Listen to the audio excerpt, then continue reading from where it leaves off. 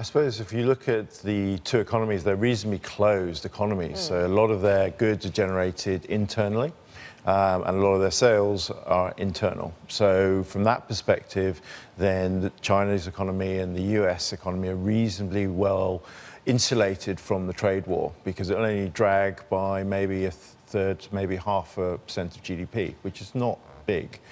But it's the supply chain, and here at Eastspring, we're very keen on trying to understand what the supply chain effects are going to be, people supplying products into China, that intermediate goods that then go into the final goods. And including that with this warning we just had from Beijing about the impact on high-tech industries. I mean, that raises questions about, as you say, the supplies that go into that high-tech industry. Does that mean you're a little bit more cautious on markets where we do have that supply chain reaching? Let's talk about South Korea, Taiwan, perhaps.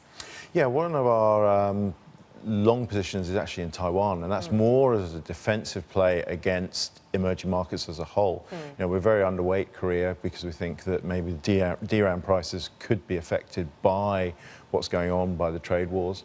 But you know, TSMC, look, you know, they've got a good monopoly, well, not quite monopoly position in semiconductors. So, you know, their earnings and their future outlook is pretty strong. But we haven't quite unraveled how the trade's going to be affected their outlook. Hey everybody, it's Hadley Gamble from our new CNBC Middle East Bureau in Abu Dhabi. Thanks for stopping by. Now, to watch more, you can try one of the videos that just popped up on your screen. And don't forget to subscribe.